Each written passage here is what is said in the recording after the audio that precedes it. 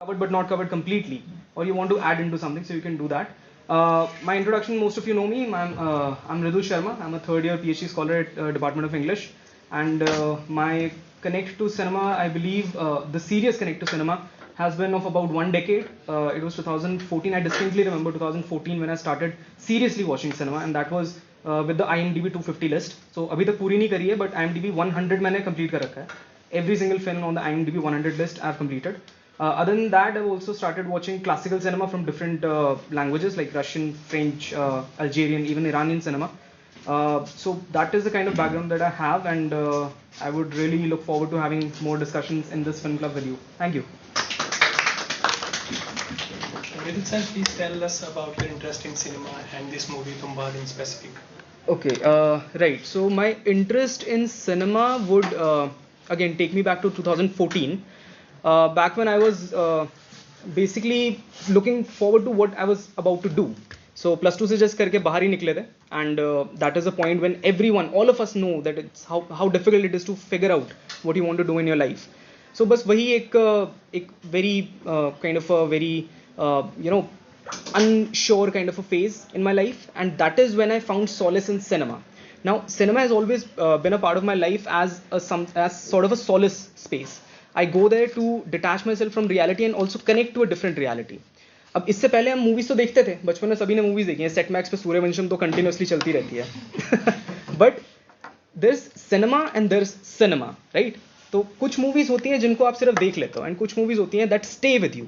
So that kind of cinema I remember in 2014 I watched the dark knight series. So सबसे पहले वो वाली movie देखी थी. उल्टा किया मैंने, सेकंड पार्ट पहले देखा, Joker wala, because everyone wanted me to watch that. So I watched that film first, and that is how my cinematic journey started. So coming to Tumbad, I watched it back in 2018. I could not watch it in theater because मेरे जिस शहर में मैं था उस शहर में screen ही नहीं हो रही थी. Coming from a small city, so I regret doing that, and I regret not being able to watch it again during इसका re-release जो अभी recently हुआ था. I could not watch it even then. But again, 2018 में जब ये film पहली बार देखी थी, तब से लेके अभी तक it has continued to stay with me. For every single time that I watch it, it comes out new. So that is my connect with cinema. Sure. Ashutosh sir, your views in cinema. सिनेमा देखो, हम सभी start जो करते हैं वो cartoon से करते हैं. वो भी एक सिनेमैटिक एक्सपीरियंस होता है बच्चों के लिए. इनफैक्ट हम काफ़ी कुछ सीखते हैं कार्टून से. तो उन कार्टून्स में भी हमारी स्पेसिफिक पसंद होती है सभी की. किसी को कोई सुपर हीरोज़ वाले कार्टून्स पसंद होते हैं, किसी को ऐसे कार्टून्स पसंद होते हैं जिसमें सुपर हीरो हो लेकिन वो हमारी किसी न किसी रूट से जुड़ा हो. जस्ट लाइक छोटा Bhim is loved by all, है ना? छोटा भीम अभी भी लग जाए तो बैठ के थोड़ा देख ही लेंगे हम भी.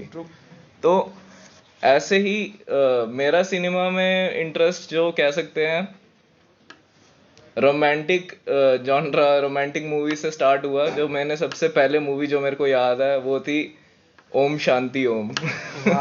ठीक है, तो वहाँ से मेरी मूवी के अंदर जर्नी स्टार्ट हुई. उससे पहले जब देखते थे, अब देखी तो मैंने उससे पुरानी मैं प्रेम की दीवानी हूँ भी देखी थी. लेकिन तब हम बहुत छोटे थे. तो जो मेरे को परफेक्टली याद है, जिसको देख के मुझे हुआ कि यार ऐसा भी हो सकता है क्या, पुनर्जन्म. ठीक है, फिर उसका वेंजेंस वापस आके उसका बदला उसने लिया, रिवेंज स्टोरी. और मतलब फिर एंड जो उसका इतना ट्विस्टिंग होता है कि शांति सच में आई होती है. तो मतलब वो एक बच्चे में क्या एस्पेक्ट्स खोलता है इमेजिनेशन के, कि ये भी हो सकता है, वो भी हो सकता है. उसके बाद मेरी थोड़ा सा बेंट ऑफ माइंड साइंस में था, तो मेरे को साइंस फिक्शन बहुत पसंद थी. तो साइंस फिक्शन में मार्वल्स, डीसी, ये सब ने जिसने बचपन में शुरू की हो उसके लिए अभी तक मार्वल स्टूडियो बेस्ट रहता है. लेकिन पिछले कुछ सालों में नाराज किया जैसे मार्वल्स ने. पर अब होपफुली डॉक्टर डूम जो है वो सही कर देगा फिर से सब कुछ, है ना? कैप्टन अमेरिका सेकंड जो भी निकला था recently, that was also not that good. हाँ, कैप्टन अमेरिका नहीं, हमें स्टीव रॉजर्स ही चाहिए. हाँ, तो कमिंग बैक टू तुम्बाद, ये मूवी मैंने 1 महीने पहले तक नहीं देखी थी. ठीक है, मेरे से ये मूवी मिस हो चुकी थी क्योंकि back in 2018 I was completely into Hollywood and other things around, not in Bollywood. So Tumbbad जब मैंने देखी, और मैं हैरान हूँ कि आज से कितने साल पुरानी मूवी है ये, 5, 6, 7 साल पुरानी मूवी है. और अगर अभी हम बैठ के देख लें, हम में से एक भी उठ के बाहर नहीं जाएगा, इतनी इंटरेस्टिंग मूवी है ये। 2 घंटे में आपका मतलब पूरा माइंड डाइवर्ट कर देती है, आपको बिलीव करवाती है कि सच में ऐसा कुछ हो रहा है वहां पे इन द मूवी। सो तुम बाद का यही मैं कहूँगा कि जो ऑडियंस को ये अट्रैक्ट करती है जिस तरह से, जिस तरह की उनकी कैमरा मूवमेंट है नेचुरल, जिस तरह से वो मतलब स्टोरी टेलिंग है, वो आपको इतना एंगेज कर देती है कि आप मतलब इस स्टोरी में थोड़े टाइम के लिए खो जाते हो। और जब आपके पास कह सकते हैं क्लाइमैक्स सीन्स आते हैं इसमें, और मृदुल जी से पहले डिस्कशन हो रही थी तो उन्होंने कहा कि एक क्लाइमैक्स नहीं मल्टीपल क्लाइमैक्स है, तो मैं भी इनकी बात से बिल्कुल एक फिर एग्री करता हूँ। इस 2 घंटे के दौरान आपको कम से कम 4 से 5 बार लगेगा कि यार अब तो फिल्म खत्म होगी, just like game of thrones. हाँ, हर सीजन के एंडिंग में लगता था अब तो खत्म हो गया ये सब कुछ। तो आई थिंक नेक्स्ट आगे चलते हैं, इसके बाद नहीं तो काफी डिस्कशन बढ़ते जाएगी। That's very fascinating. I have a question about the opening scene and its support. And who exactly was the maid? And opening scene में opening scene में अच्छा अच्छा maid with अरे Priya. Opening scene is very interesting in my perspective because एक पूरा folk story build होता है। It takes about 3 or 4 minutes to actually take you into this world. You watch any other cinema, it takes about like आधा घंटा to just set up the world, to tell you who the characters are. And here they have taken such an organic way of telling you story. जैसे बचपन में हम लोग कहानियां सुनते थे, नानी की कहानी, दादी की कहानी कहीं से सुन ली, exactly उसी flow में, exactly उसी तरीके से। They don't dive on to logic. वो कुछ एक तरीके से आपको ये नहीं बता रहे हैं कि ये वर्ल्ड ऐसा हो सकता है, ऐसा होने वाला है, ये बताते हैं ऐसा था। So that's the power of folk story. That's the power of folk literature, because it has a certain amount of certainty, it has a certain amount of faith that it expects from the audience. जब आप वो faith उस story को देते हैं, so it pulls you into this world. And उसके बाद जो कुछ भी होता है, this character, this demonic character, we have suspended our disbelief from the very beginning. So that is how the story pulls you in. So जो maid वाला character है, I'm not sure, the woman in red. The woman. The woman in red is, as you all know, I think if you watch the film, we're going to spoil the film entirely for you. अगर आपने movie नहीं देखी है और आप इस discussion में आए हो, आपकी गलती है। एंडिंग छोड़ के सिर्फ एंडिंग छोड़ के एंडिंग नहीं, spoil that फाइनल। हाँ। Okay, so opinions on like तो opening scene. ओपनिंग सीन जैसे हमने अभी स्क्रीन भी किया था 2 मिनट का आपके लिए, आपने एक चीज नोटिस की होगी, बिल्कुल पिन ड्रॉप साइलेंस हो गया था, है ना? एक एक चीज हमें क्रिस्टल क्लियर सुनाई दी, इतना ज्यादा इंटरेस्ट बना दिया था। अगर 5 मिनट और करते ना तो डिस्कशन की जगह हम मूवी देख रहे होते सारे बैठ के। तो मतलब जैसे मृदुल ने कहा, पहले 5 मिनट में आपको सारी की सारी स्टोरी लाइन वो प्रेजेंट कर देते हैं, और वो इतनी ज्यादा कनेक्टिंग होती है कि हमें लगता है कि सच में यार ऐसा चल रहा है वहां पे। तुम बाद में जैसे उसने कहा बीच में जो हमारा हीरो है, या क्या नाम है हीरो का, विनायक राव। तो विनायक राव और उसके बच्चे की बात हो रही है स्टार्टिंग में कि पापा कैसे होगा, तो उसने बोला देवी की कोख में जाएगा तो समझ आएगा तेरे को। तो ये पूरी स्टोरी जो है बस एक विनायक राव से रिलेटेड, उसकी ग्रीड से रिलेटेड, एंड मतलब उसकी एंसेस्ट्री से रिलेटेड है। मतलब पूरी की पूरी जो हमारी ये मूवी है, ये सबसे ज्यादा फोकस करती है ग्रीड के लेवल्स पे और उसके आउटकम्स के ऊपर, ठीक है। इनफैक्ट इस मूवी में हमें ये भी देखने को मिल जाता है कि ग्रीड जो होती है कई बार एक लर्नड कैरेक्टर होता है। लर्नड कैरेक्टर से मैं ये कहना चाहूंगा कि दूसरे को देख के सीखता है, ठीक है। तो इसमें प्रॉपर आपको ग्रीड की इंटॉक्सिकेशन दिखाते हैं, ठीक है। आगे थोड़ा डिस्कस करेंगे उस इंटॉक्सिकेशन के बारे में। और इतनी हद तक दिखाते हैं कि आपको लगेगा, आप सही में कनेक्ट करोगे ये सिर्फ एक तरह की ग्रीड है। ऐसी कई सारी ग्रीड्स होती हैं हमारे रहम क्या कहेंगे, मतलब हमारे माइंडसेट में। It's very interesting that you say that, because greed as a theme को पकड़ के पूरी स्टोरी के दौरान चलना। I mean all of us are familiar with how Bollywood treats stories, right. एक ही मूवी में they take the example from Bharat Muni's Natyashastra, हर एक रस डाल देना मूवी में। कॉमेडी भी मिलेगी, एक्शन भी मिलेगा, the things that we call masala movies, right. It's very rare to find a film that takes one theme and sticks with it from the very beginning to the very end. एक ही theme के ऊपर continuous philosophical mulling, continuous philosophical thought, and that is the beauty of this film, right? So really appreciate that sir. thank you. जैसे sir ने कहा कि इस movie के बहुत सारे क्लाइमैक्स हैं और ये विनायक राव और उनके बेटा जो पांडुरंग है उनके बारे में कुछ कहानी है, उसके बारे में एक सीन देख लेते हैं, फिर उसके बाद डिस्कस करते हैं आगे।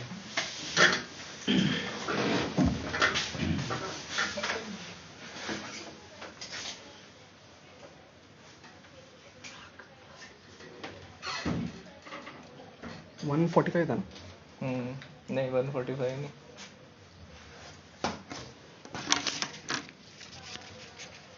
111 पे 111:45 बस ठीक है। हाँ स्टार्ट।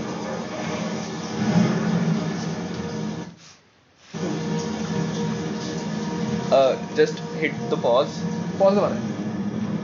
तो अभी हम डिस्कस कर रहे थे कि विनायक राव जो है एक ग्रीड के कारण कुछ करता है इस मूवी में, ठीक है, और वो अपने बच्चे को समझा रहा होता कि देवी की कोख में जाएगा तो तेरे को समझ आएगा। This is the travelling scene to that part only, ठीक है। वहां से आगे कंटिन्यूएशन कॉन्वर्सेशन। हाँ तो कंटिन्यू।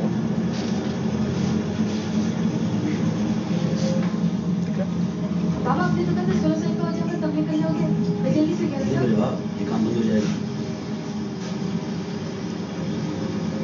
आप कब तैयार हुए थे? मेरी उम्र में या 16 साल में? तू तैयार नहीं हुआ अभी?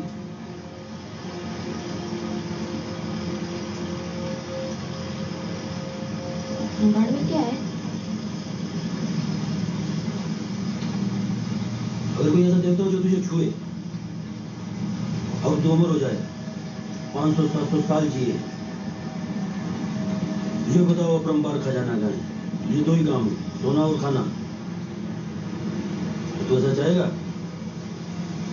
ऐसा कौन नहीं चाहेगा बाबा? जिसे मालूम है ये वरदान है, मौत से भी भयंकर श्राप है।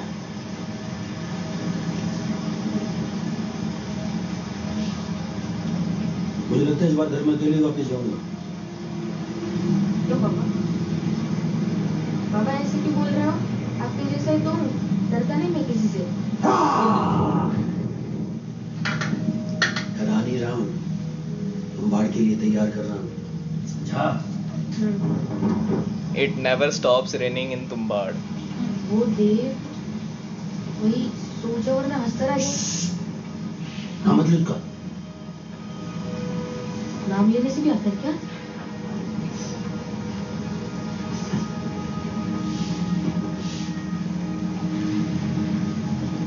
कहते हैं उस दिन से देवताओं का क्रोध बाढ़ पर पानी भरकर बरस रहा है, फिर मंदिर बनाए ही क्यों?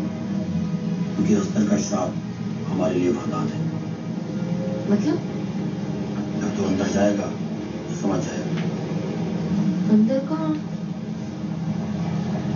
देवी की कोख में।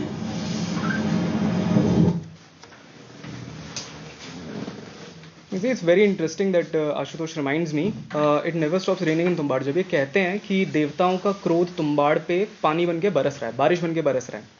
You watch the entire film, there are only two scenes where it stops raining in Tumbbad, and it's very interesting. पहला सीन वो रहता है जहाँ पे सरकार मरता है। Now सरकार is the guy who is ancestrally the father of Vinayak.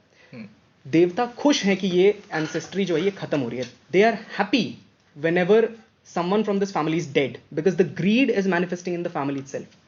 Vinayak Rao, when he is towards dying, when his son is coming out of the well, that is the second scene when it stops raining in Tumbad.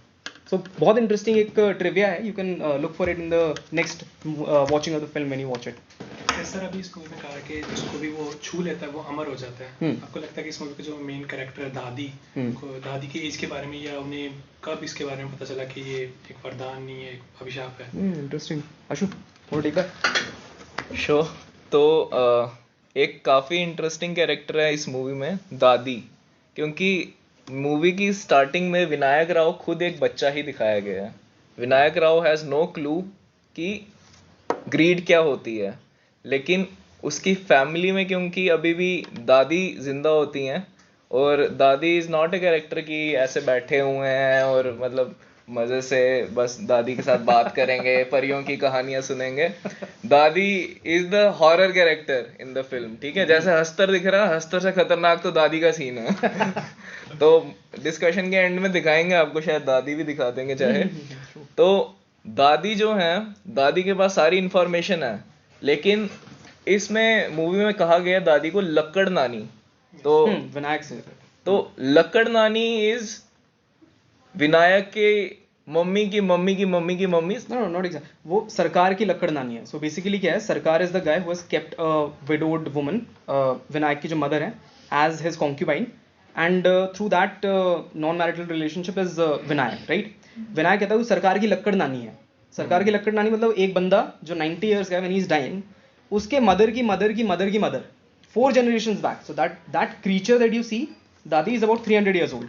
Naturally, you would expect her to be like old, right? But then you find out the scene where Dadi is explaining to Vinayak how, and it happens in like two basic dialogues. वो छोटा सा एक dialogue है where she says that जब मैं विधवा हुई तो मुझे जलाने वाले थे, सती करने वाले थे, एंड शी सेज दैट मुझे कैसे सती करेंगे, मैं तो कुएं में जाने में सबसे तेज थी ना। कुआं इज अ प्लेस जहाँ पे आपको खजाना मिल रहा है, तुम्बाड़ का जो खजाना है वो कुएं में है।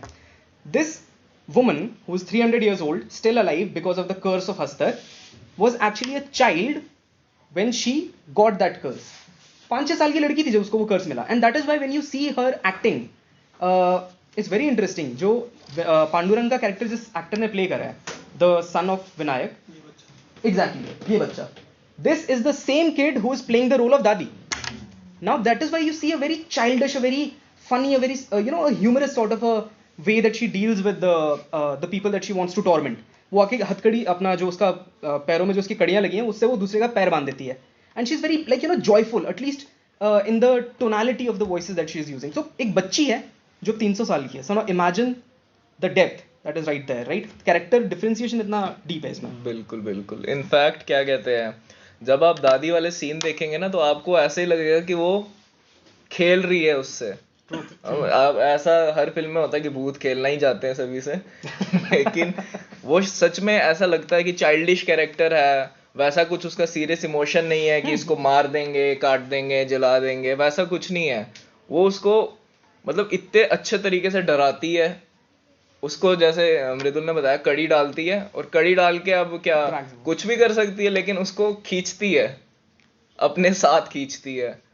जैसे बचपन में हम एक दूसरे से रस्साकशी करते थे, है ना, चुन्नी पकड़ी, खींचा एक दूसरे को, बच्चे ऐसे करते हैं, तो वैसा कैरेक्टर है दादी का। लेकिन काफी टेरिफाइंग कैरेक्टर है, क्योंकि दादी को 2 कीले ठोके होते हैं पूरे ऐसे क्रॉस द जॉ, ताकि वो कुछ बात ना कर सके। That's very interesting. छोटे छोटे कैरेक्टर्स आप इस मूवी में देखोगे, एक राजा जी का कैरेक्टर, इनफैक्ट ये दादी ही है, That's right there. ये लेकिन दादी की एंडिंग है, ठीक है। और इसमें विनायक राव बड़ा हो गया और देखो दादी के साथ कैसे बैठा हुआ है। Notice how she is turned into a tree. Exactly. और एक और बहुत इंटरेस्टिंग चीज है, छोटे छोटे कैरेक्टर्स। आपको इस मूवी में एक गोरा मिलेगा, एक ब्रिटिश ऑफिसर है, एक या आई थिंक मुझे 1 मिनट से ज्यादा रोल नहीं लगता उसका, but level of acting that guy is doing. एक राजा जी का कैरेक्टर है जो तुम्बाड़, जब तुम्बाड़ से वो वापस आता है Vinayak, so this guy is meeting Raja ji, उनसे मिलता है, 2-3 मिनट के अंदर सीन खत्म है, but the level of acting, the actor that they've hired is actually one of the star characters of the theatre in Pune. So इस तरीके के उनकी हायरिंग प्रोसेस है, इस तरीके से वो लोग जो है अपनी चीज़ों को आगे परस्यू करते हैं। So Salim, that would be about this question. Thank you so much sir. Sir एक मेरा और क्वेश्चन है कि जब विनायक राव की मम्मा उन्हें कहते हैं कि the world has enough for everyone's need, but वो फिर भी वही हरकत करते हैं जो मम्मा उनकी मना करती है, but what make him odd from his son Pandu Rao, जो लास्ट का सीन में दिखाया जाता है। अरे लास्ट सीन इज अमेजिंग। जब वो अपने बेटे को देखता है और खुश होता है, उसे इस बात का रियलाइजेशन होती है कि उसकी मम्मा ने उसे कहा था कि can we see the last scene? Last scene लग सकता है, बहुत इंटरेस्टिंग सीन है। You watch, okay, so this is a scene when Vinayak is getting that same curse जो दादी के पास था, and notice how उसके बेटे की reaction is different from his reaction when he gets to know दादी। So जब वो जाता है उसको और लालच चाहिए, उसको और ज़्यादा मनी चाहिए, and all of that is because उसको हस्तर का पैसा चाहिए। Now this, वो जो पंजा रहता है उसमें पैसा रहता है। Notice this scene।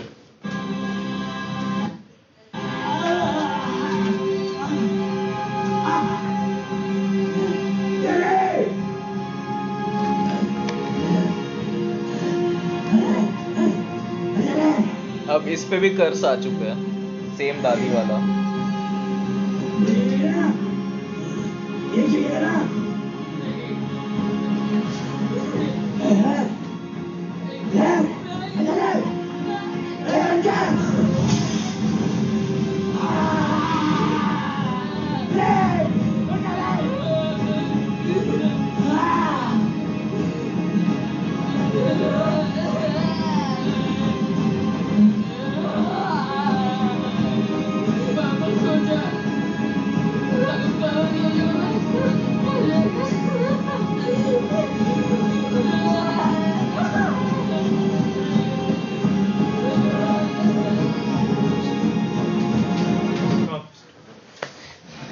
see, when Vinayak realizes कि जो उसका बेटा है पांडुरंग वो नहीं ले रहा, वो क्या बोलता है उस टाइम पे?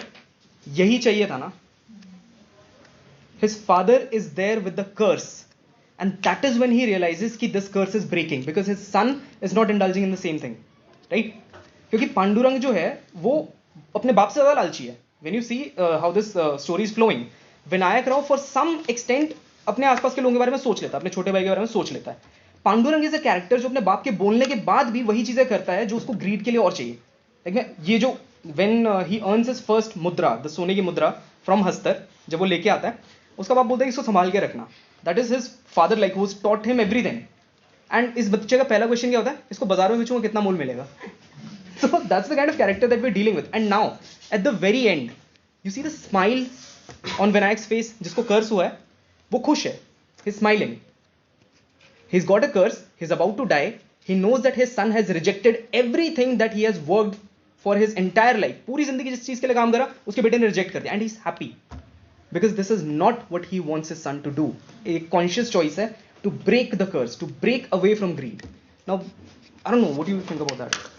देखो जो इस मूवी की एंडिंग है बेसिकली वो थोड़ी सी इनकम्प्लीट एंडिंग है, इसलिए तुम्बा 2 भी आएगी अभी, ठीक है.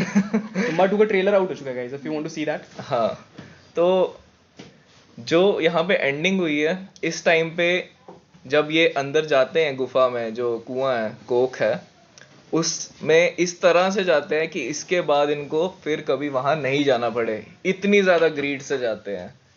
जस्ट लाइक हमें कुछ चीज चाहिए और हमें उसका अनलिमिटेड सोर्स मिल जाए, बस एक लास्ट टाइम ही करनी है, उसके बाद वो हमारे घर पे हम कमरे में बैठे हुए ही वो चीज हमारे पास होगी.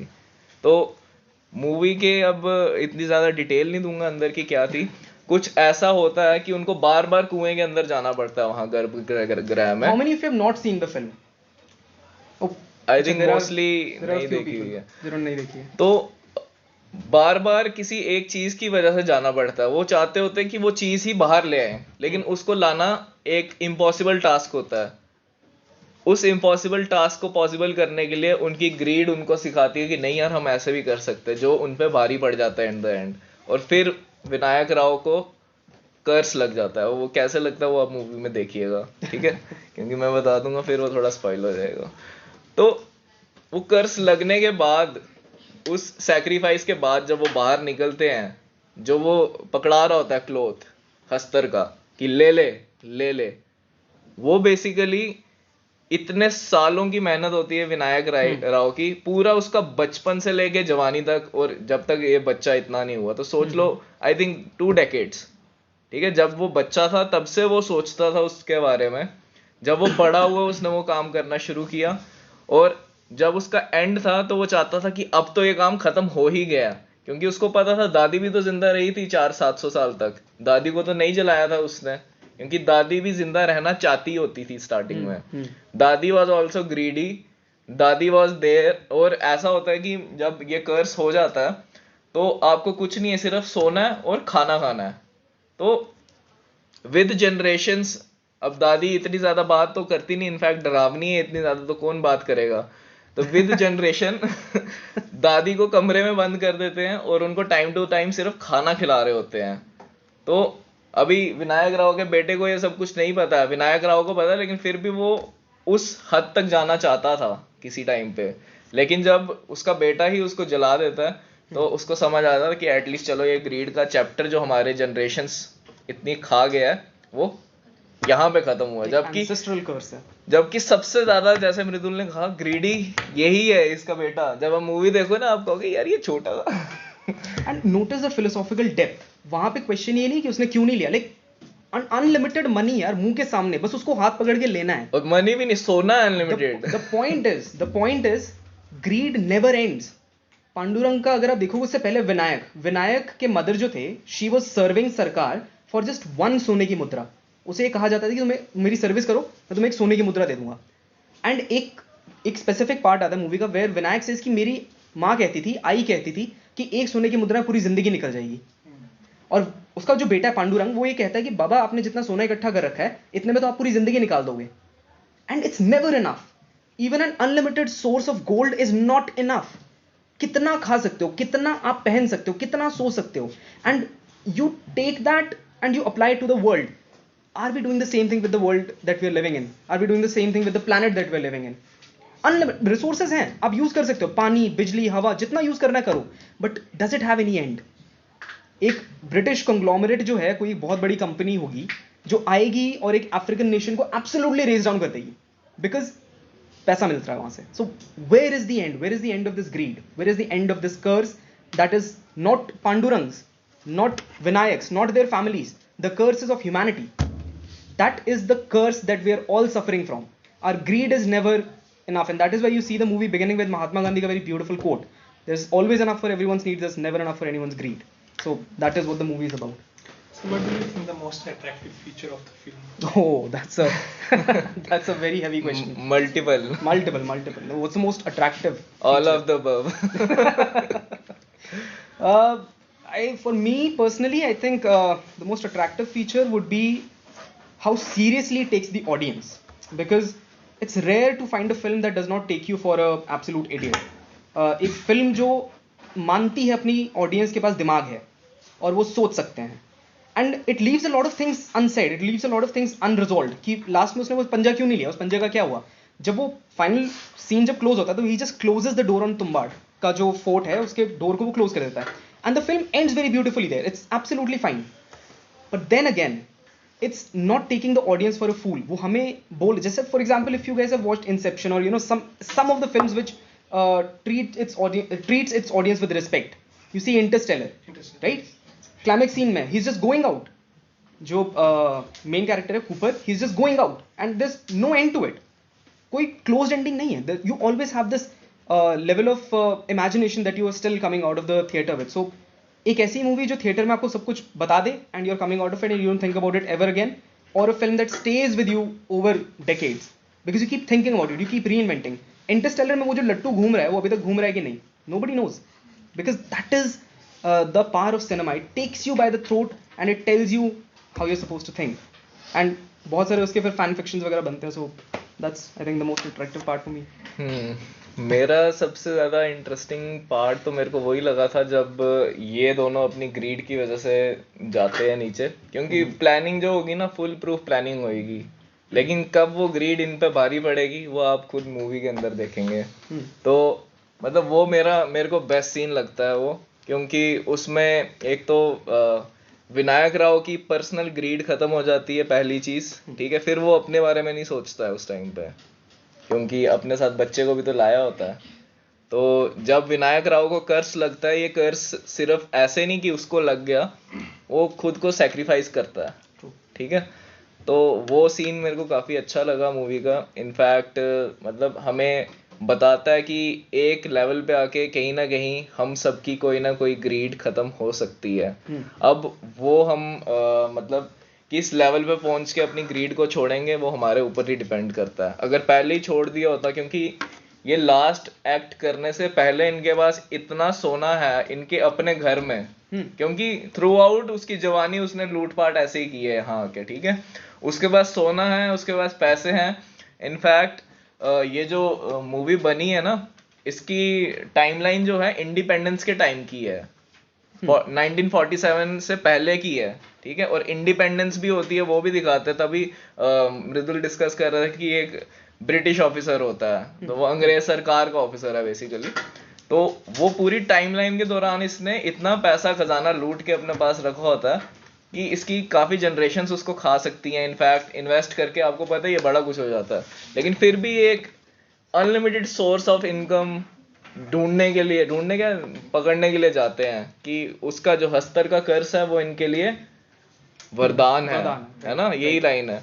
तो वहां पे हमें समझ आता है कि इतनी ज्यादा जब ग्रीड बढ़ जाती है तो उसका फिर सैक्रिफाइस भी उतना ही बढ़ा देना पड़ता है एंड में जाके. तो वो सीन मेरे को बेस्ट लगा अपने हिसाब से. No, thank you so much, sir. As we are running out of time, I have one last question for you. As you said, you are a great Marvel fan. What do you think is the end game of this movie? इस movie की end game इस movie की end game जो है वो तो part 2 में ही पता चलेगी. अभी जैसे मृदुल ने कहा कि इसको एंडिंग दी है, सिर्फ दरवाजा क्लोज कर दिया, ठीक है.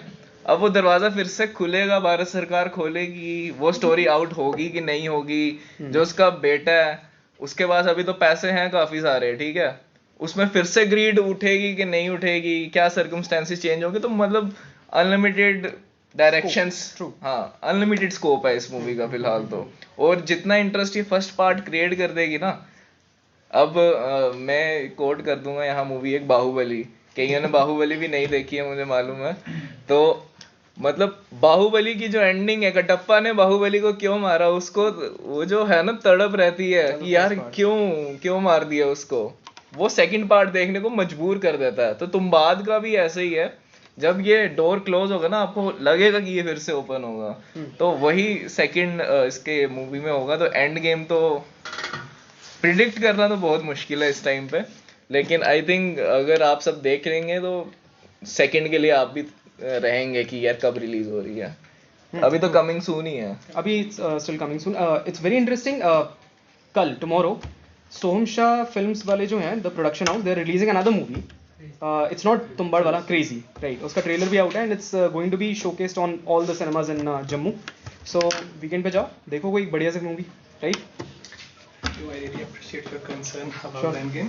Okay, that was quite a discussion. We now open the floor to any all comments and questions that our audience members might have. Please ask questions. You can start from the back. Or... ये classroom वाला माहौल हो जाएगा sir.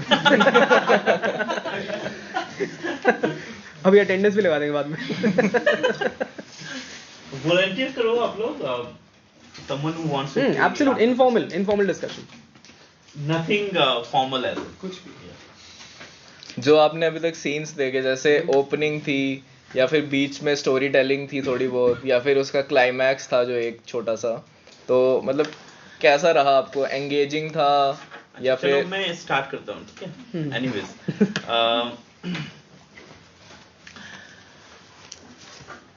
we have actually talked about many good things about Tumbad. Can somebody, one of you actually tell me about what you did not like about the film? Just 3 things where you felt that, I mean, it could not actually meet the expectations of the people. It could not talk to the people who had actually gone to theater to watch something which they had expected.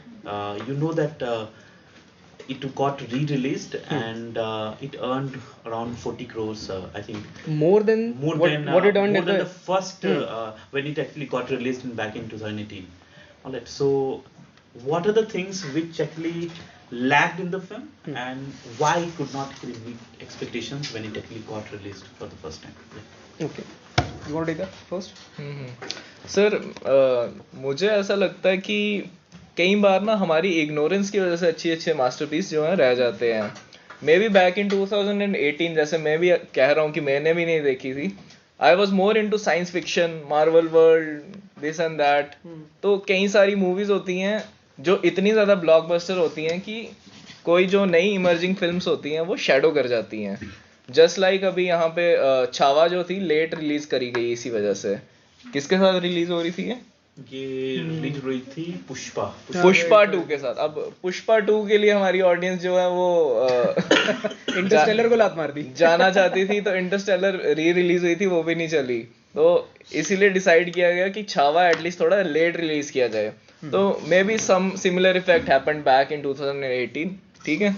बाकी I think एक और चीज भी है, हमारे यहाँ पे India में ज्यादातर सुपर हीरोज को देखने या फिर एक्टर्स को देखने के लिए जाते हैं as compare to film clubs या प्रोडक्शन हाउस। जैसे अभी मैं कह रहा हूँ मार्वल, मैं रॉबर्ट डाउनी जूनियर का नाम थोड़ी ले रहा हूँ, या फिर मैं किसी और क्रिस हेम्सवर्थ का नहीं ले रहा, है ना। मैं प्रोडक्शन हाउस के लिए जा रहा हूँ, मैं सिनेमैटिक एक्सपीरियंस के लिए जा रहा हूँ। मार्वल है, साइंस फिक्शन है, मेरे को उनकी स्टोरी लाइन पसंद है, बचपन से देख रहा हूँ। उससे पहले इनफैक्ट मैंने कॉमिक्स भी मार्वल्स की पढ़ी है, कॉमिक्स से हटके हैं फिर भी जा रहा हूँ देखने के लिए, ठीक है ना। तो यहाँ पे वैसा कंसेप्ट नहीं है, यहाँ पे कंसेप्ट है बॉलीवुड सुपरस्टार्स को देखने के लिए, ठीक है। तो ये एक डिफरेंस है ऑडियंस का। यहाँ बॉलीवुड वर्सेस हॉलीवुड में भी होता है, ऐसा नहीं है, लेकिन फिर भी थोड़ा सा डिफरेंट कंसेप्ट है. तो I would like to start with this, very interesting question, sir. Thank you. Satyajit Ray का एक interview था where he says that India has a very fairly backward audience. Now, that statement itself has been critiqued a lot. Satyajit रे को कहा गया कि he is elitist, ये बहुत एक niche society को वो कर रहा है, cater कर रहा है. I believe that statement had some sort of a merit to it. India में when he said that India has a backward audience, it does not mean that backward in the sense of the kind of development that the West has, pushed upon us. Backward in the sense that we don't go to cinema as a medium of storytelling. We go to cinema as a medium of entertainment, right? So we go to cinema, we go to theater, we want to be entertained. And as Ashu also said, हम लोग stars देखने जाते हैं, हम लोग को dance चाहिए. We want to go and watch a spectacle. We want to come back home. We have paid 200 rupees. You have entertained us for about 1 or 2 hours, and that's absolutely fine with us. Now the thing is, movies like Tumbad, movies like Ship of Theseus of the same production house, Soham Shah, main actor, and also Kiran Bedi, not Kiran Bedi, Kiran Rao. Kiran Rao, the wife of Amir Khan, has produced the film. पैसे की कमी नहीं है, बिल्कुल पैसे की कमी नहीं है. There are a lot of art house films. For example, there is one film that is India's nomination for Oscars, All That We See Is Light. Now इस movie के बारे में सुना भी नहीं है किसी ने, because these movies are not promoted to that extent to which any production house movie will be promoted to. क्योंकि उनका काम होता है, एक होता है commercial cinema, that is to earn money, right? वो सारे theaters में release होगा, it will earn a lot and it will go like fade away into the histories of cinema. But then you have movies like Guru Dutt ka Pyasa, right? 1957. That movie, if you release today again, it's going to cross all the blockbuster charts because the audience is now changing. Mughal-e-Azam, considered to be one of the classic cult movies of India. जब release हुई थी flop हुई थी. Sholay, amazing movie, flop हुई थी, right? It's one thing to have cinematic, commercial cinema, and it's completely other thing to have a cinematic movie, right? Now, a thing like Tumbad, how it gets ignored by the audience, basically, firstly, not as promoted as other movies. Secondly, it develops a cult following. So over the ages, it's how you can take wine, how wine ages, right? How a person, even a personality of a person, it ages with time. So जैसे जैसे ये movie आप इसको पहली watching में देखते हो, it impacts you differently. You watch it 1-2 साल के बाद, it impacts you differently because you as a person have grown, right? So उस तरीके का thematic I want to bring in a writer called Salman Rushdie. उसका एक novel है, बहुत interesting है. I'm sorry if I'm bringing in book club into film club, but if you have watched Midnight's Children, एक movie भी है उसके ऊपर.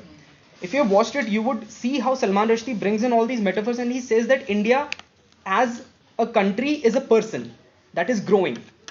During independence वो बच्चा था, and then एक chaos वाला age आया जहाँ पे हमें कुछ भी नहीं पता कि हम क्या कर रहे हैं, ठीक है? All these laws are differently, and now we're aging.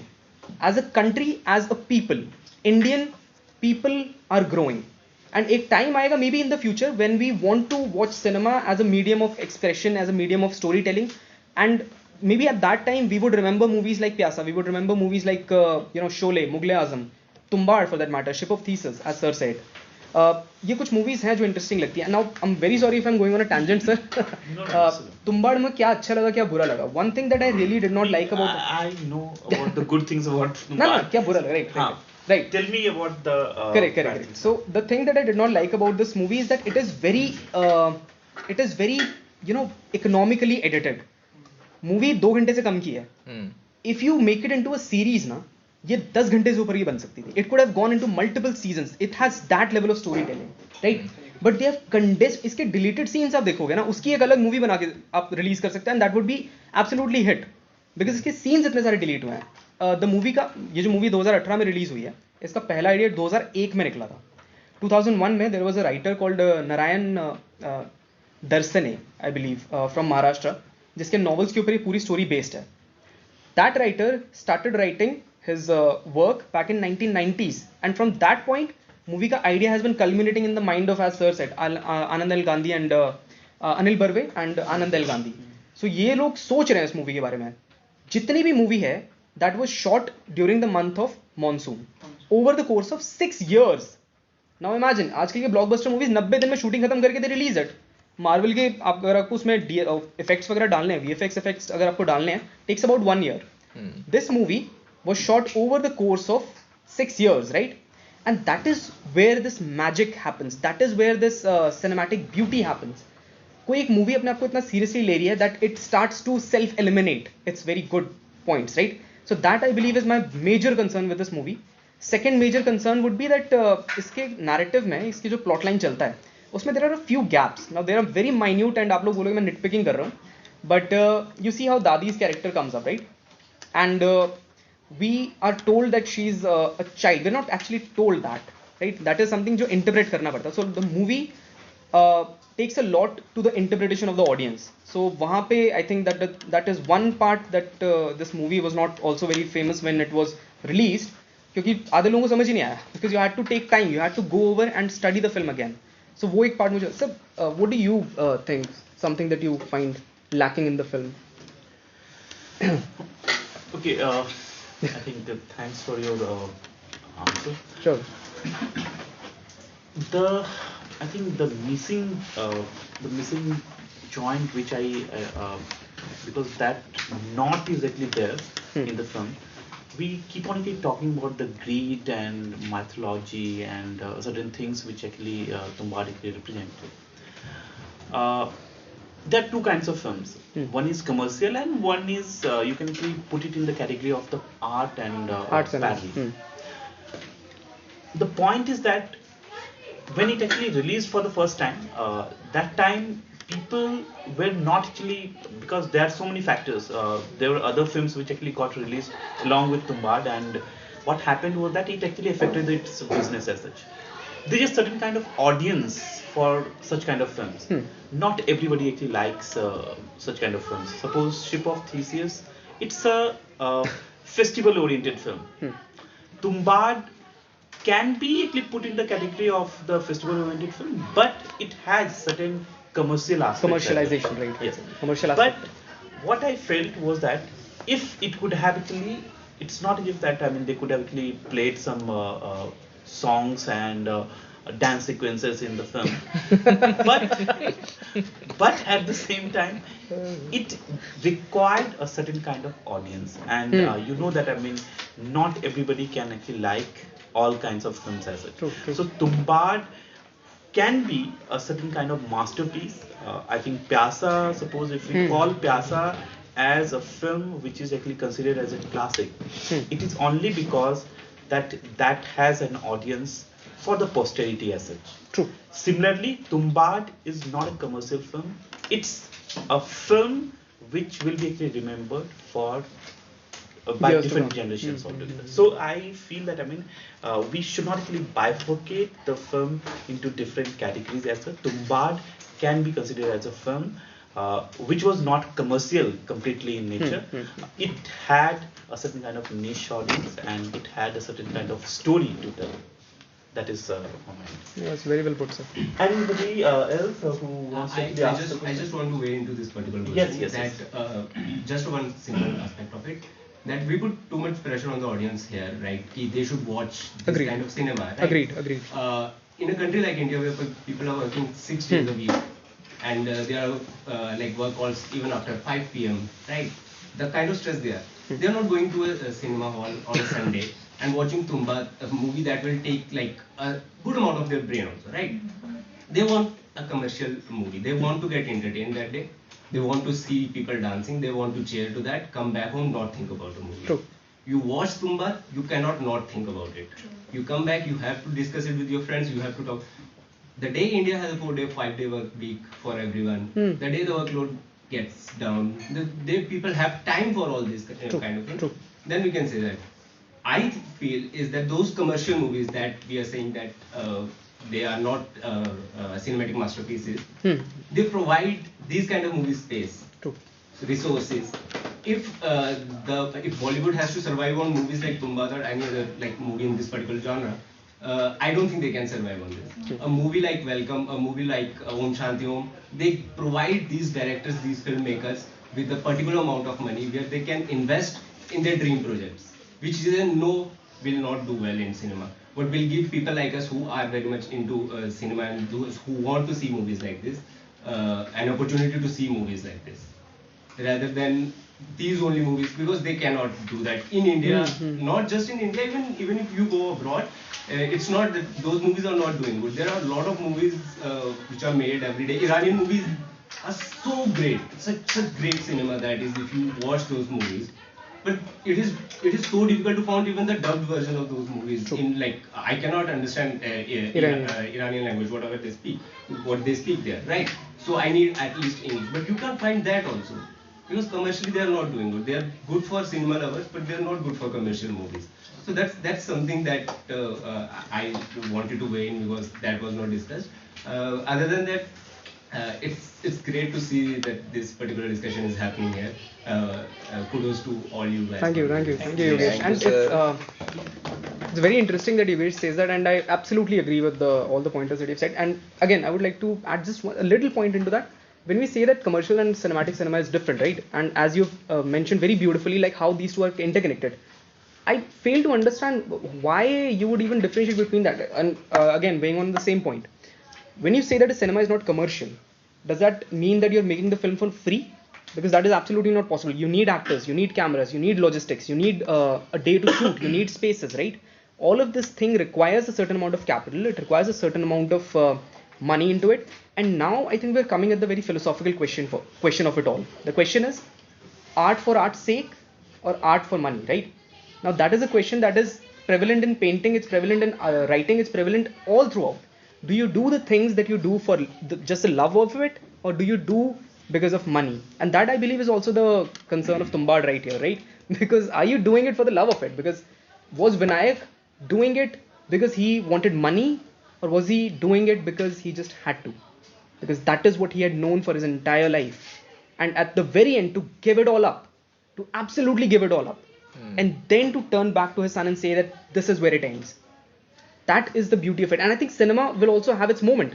There will be a time when we would realize that money is not all.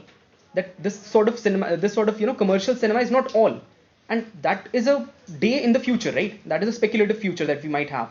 But then again, it's a good future to think about. It's a good future to think about where we have 4 days work. That's बहुत amazing हो जाएगा ना? बढ़िया 4 दिन. अभी भी at Central University we have a 5-day work. So maybe in the future. So that sort of an audience needs time. It needs a certain amount of respect from us as well. As you've said, जो लोग जा रहे हैं cinema में, if you're watching Tumbad, if you're watching, boy, what's that Himesh Reshammiya film? Ravi Kumar. If you're going there, if you're investing money into cinema, right? That is giving the money to these people to think about more things, right? When you have ample amount of money, उसके बाद जाके art बनता है. Since you mentioned this, there is an interesting trivia about Badass Ravi also. In this particular like day and age, it's very difficult to release a music album. So Himesh Reshammiya had few songs made. He wanted to release that, but he knew that a music album will never do good. Movie. So he made a movie as a promotion of his musical that thing. That whole movie is just a promotional event for his songs, whatever the songs that he has. So he Absolutely. is not concerned about movies. So does not about music also the way. His main point was music, not the movie. That's why the VFX and everything is so Amazing. Someone has made it all like very. He wanted to be seen. Yeah, he basically wanted to. He was not case. Just one thing I just want to add here. I think a very right point actually pointed out by I'm sorry. Yogesh. Okay, so the point is that when a film like this actually releases in theaters, as you have actually rightly pointed out, because what happens is that when we watch a commercial film, suppose it makes 100 crores, 200 crores, 300 crores, because of those films itself, such kind of films are actually made. Ship of Theseus, or if you talk about a film like Lapata Ladies as well, it's a wonderful film, commercial film. Amir Khan But produced it. Dhobi Ghat, wonderful film.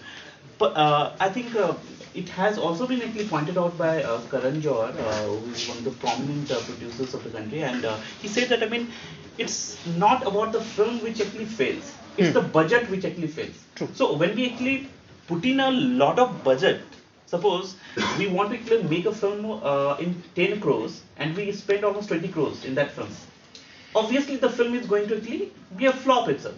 So we have to actually understand that, I mean, there can be a segregation of the films.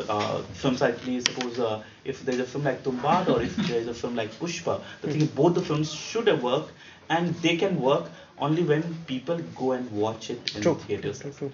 So As that long is as you're my watching closing something, remark. you're watching. Yeah. Any other questions? That was quite an engaging discussion. और कोई questions मिलता? If anyone. Anyone? Any Anybody questions, wants to- comments, suggestions? Something? Boring लगा वो बता दो. Anybody wants to add? चलो, ऋषि. let's close. एक negative point तुम बात का और यार बाथरूम ब्रेक नहीं रखी इन्होंने ना इतनी एंगेजिंग है 2 घंटे बैठना ही पड़ता है आज में 2 घंटे की मूवी कौन बाथरूम ब्रेक रखा? अभी you watch movies in like foreign lord of the rings 4.5 घंटे की मूवी कौन दे रहा है उसमें interval? No one gives intervals यार. मूवी 4 घंटे बैठ सकते हो. You are an adult and if you want to go take a leave. Movie miss करो थोड़ा सा. We now call Dr. Manish Prakash and our discussion with a thanks by note. Board fans. वो तो है अच्छा पता से उसको बुला दे Okay. Thank you so much.